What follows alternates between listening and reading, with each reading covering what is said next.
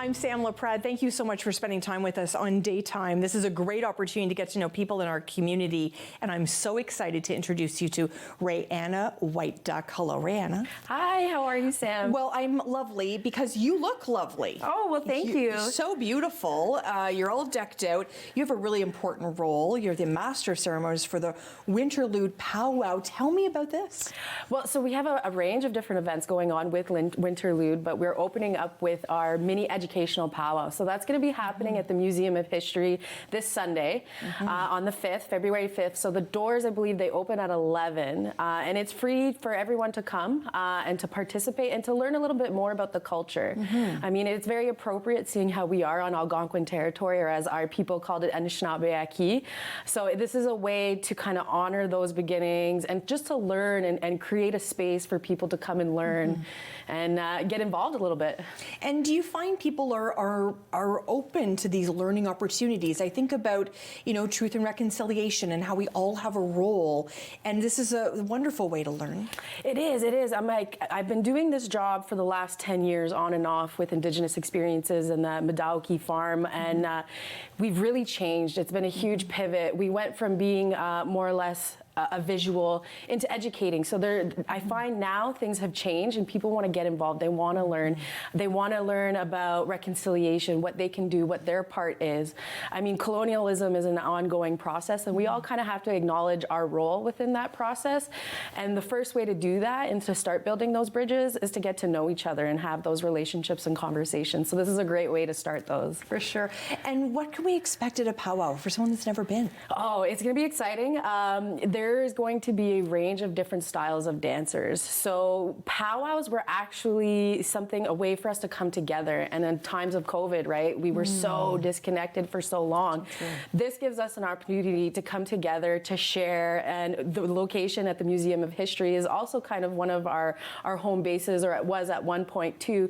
So this powwow is a little bit different than the normal powwows that you would see in the summer and on the weekends. The difference with this one is it's based on education and inclusion, and so you'll see multiple different styles of dancers, and it's really about like family and coming together. So you'll see that, and you'll see me there, and I'll be there educating, and I'll be the Master of Ceremonies, as you mentioned, but it's going to be focused a little bit more on, answering those questions and giving more education, giving people the opportunity to see kind of more one-on-one the experience. So something just magical happened, and you didn't even probably notice it. Oh, what's that? The twinkle in your eye when you said you were going to be the Master of Ceremonies. Like, that's a very important role. And as a young woman, talk to me about that. Well, it's a huge thing, especially in our communities now that the matriarchs or the women are starting to be pulled through into the forefront, which is traditionally how we did things. You don't see them as often, but nowadays you're starting to see the women kind of stepping up into those roles or being included in those roles. And for me, being part of Eagle Clan, so that's my traditional clan, they were the spiritual leaders and guiders of the community. And it's something that I take very seriously.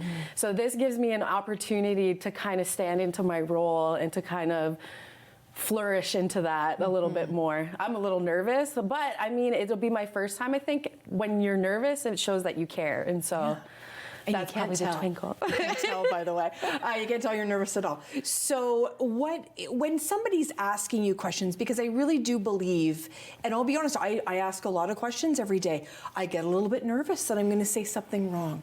Help us out. Help me understand that when we're asking you questions, that there's going to be some grace there, because there always has been. Whenever I've asked anybody from Indigenous community questions, they're always like, "Oh, ask us questions," right? It's a sensitive subject, right? And there's a lot of passion, and there's a lot of trauma that comes with a lot of that. Indigenous experiences and the Medawaki farm, we pride ourselves in creating that safe space for Indigenous people as well as non-Indigenous people to come together and to learn, to ask those questions.